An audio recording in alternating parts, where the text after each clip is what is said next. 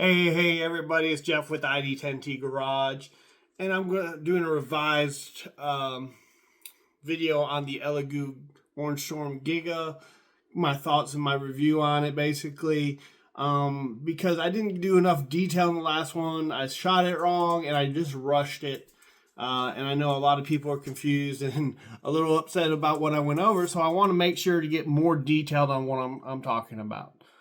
So, let's start getting over that. So thing number one is let's go over the USB functionality. I mentioned in the previous video that you cannot upload and basically see anything from the control pane. So here we go. As you can see, this is a G-code file uploaded to the jobs, which is just the hard drive on the device. So then we go walk over to the printer, and I'm going to show you that we can't see this.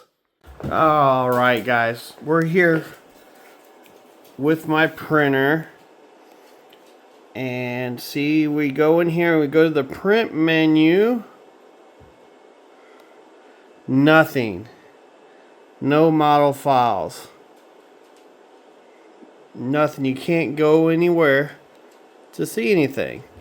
You can't go in the settings. There's nothing about that in here. See, nozzle, PID, print selection, network. So nothing in here allows you to change that. So I should see a tree print file in here based on what's on the hard drive. Now, if I take and plug a USB in,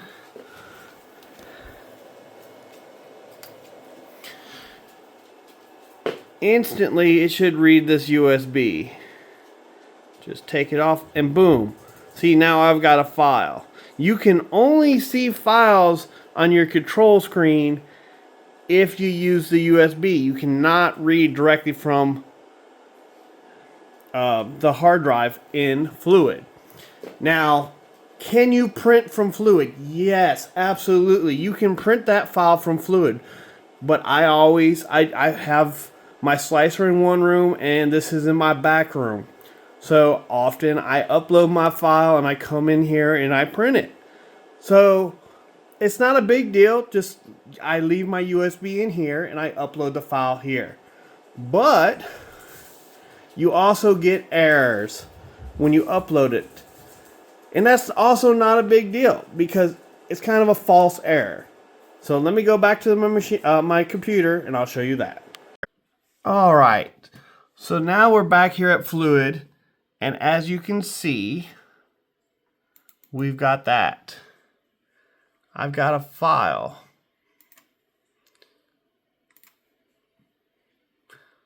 We're going to go ahead and upload something real quick. And it's not a big deal. It's just going to give you a general error. Internal server error. But it does upload it. You just click refresh, your file's there. So, when we're talking about this, these are minor things. It's not a big deal. But end users are going to notice these things. And just workflow, I mean, it's kind of irritating to have little things like that going on from a software company, or I'm sorry, a 3D printer company that's been in the business for a while, regardless of this being an expensive, big format printer. This should be some basic stuff right here. So now let's go talk about the Z. Okay, so we're back here with the printer, and the one thing I've noticed with this thing is that the Z offset seems inconsistent at best. And when I say it seems inconsistent at best, I can set the Z offset. We do a level, set your Z offset, everything looks great. And then I run a print and you lower it on the first level for PLA. You have to lower it. For some reason, it just doesn't read it right, which is fine. That's easy. I drop it 0.04. I get a good first layer. I had to do that on this after printing the Buddha. And as you can see, things are pretty decent.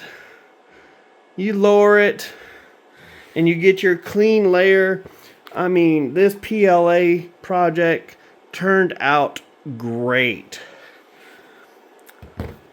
But the problem is, I did the same thing with PETG. And after the first layer, it messes up. And you have to lower it again. And then, I mean, this is the base PETG profile. Now, this is some cheap PETG. I changed some of the settings. I hadn't really calibrated the stuff yet. But just wanted to do a base test with Orca with the settings. But that's what's weird, is there's a inconsistency to that Z setting. And it just is frustrating because once you get the first layer, you should be able to walk away and go. And it's just not been the case with PETG especially. And yet again, when you do a brand new level, set your Z offset, you shouldn't have to come back and reset your Z as soon as you start the print. What that tells me is there's something going on with the sensor. And maybe because I'm running my hotbed hotter.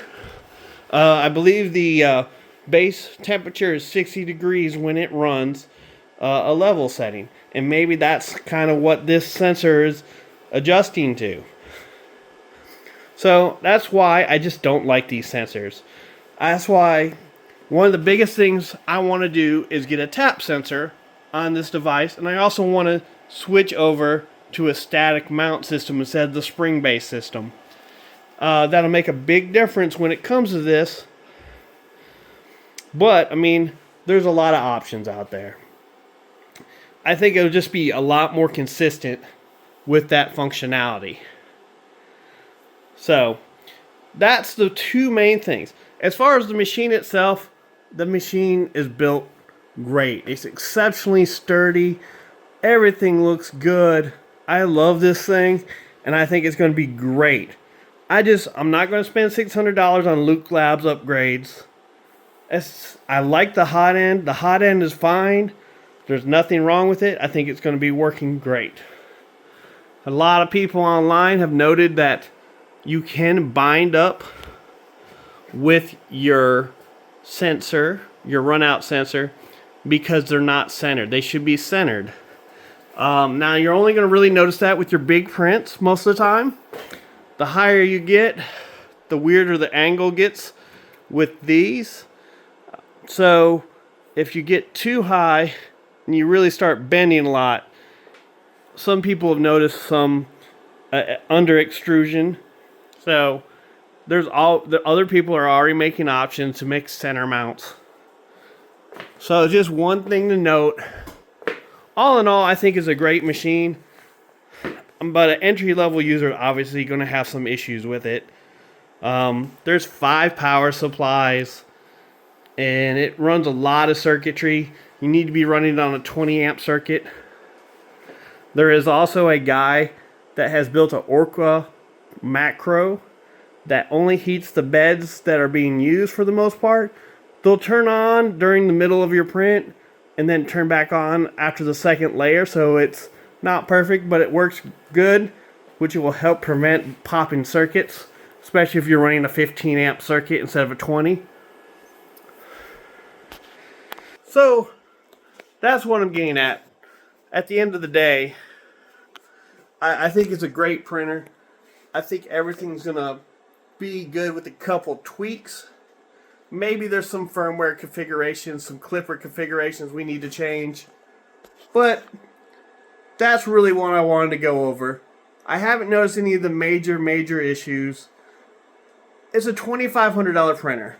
So most people are going to be experienced. It's just one of those things, guys. These are things that are little things that should be easy and base level things for a printer.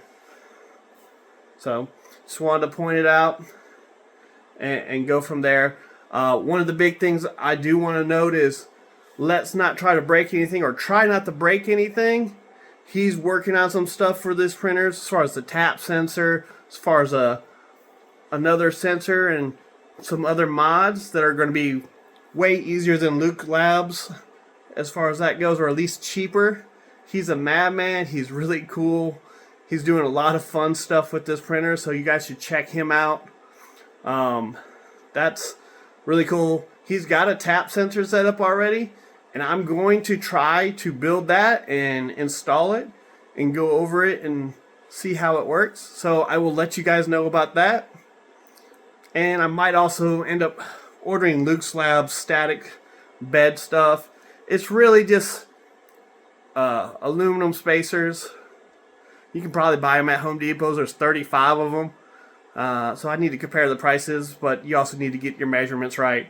So it might just be easier to buy them from him and then get rid of those springs in the bed. It's a little bit of work, but not that bad. So let me know if you have any questions about it.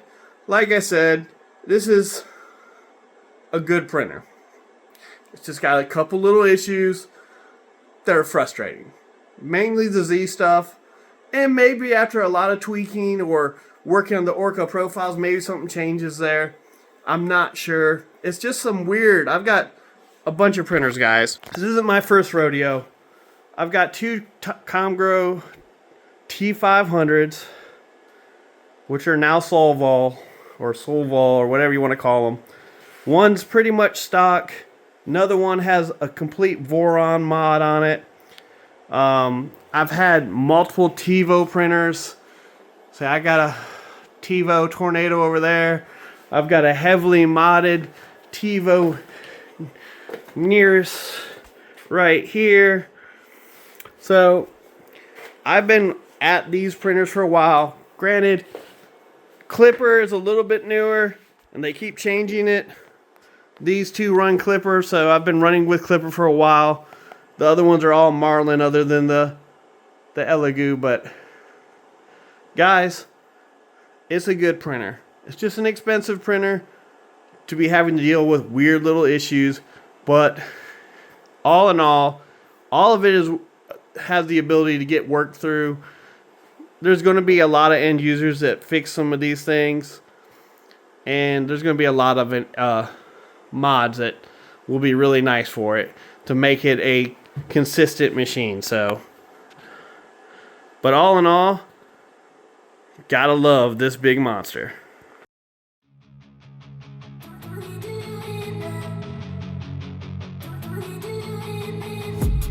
I've been dreaming on in my head like I've seen it. A life worth living is a life with meaning. I'll do what I love till my heart stops beating. I'm feeding this demon.